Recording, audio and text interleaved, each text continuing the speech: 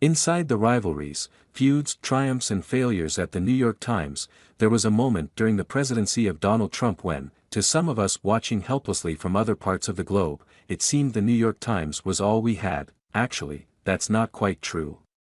The Times was among a handful of American journalistic organizations that appeared to have the steel, integrity, resources and discipline to hold the line in the face of a remorseless attack on long-held notions of reason, evidence and truthfulness. Other once solid pillars of the Republic seemed to have fallen, or were wobbling under intense siege.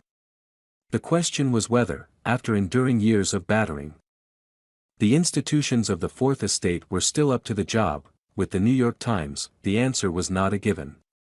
The newspaper's reputation had taken some hugely damaging direct hits in the previous 15 years or so. There had been a merry-go-round of executive editors, at least two of whom had departed abruptly, leaving a trail of turmoil in their wake.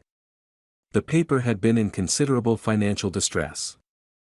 It had been slow to adapt to the new technologies that posed an existential threat to news organizations the world over.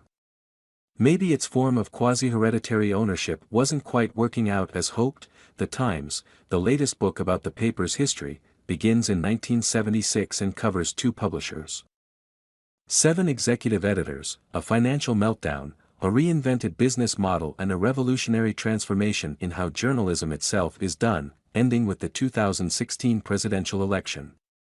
Written by Adam Nagurney, a veteran Times reporter, it is something of a white-knuckle ride with, spoiler alert, a broadly happy ending.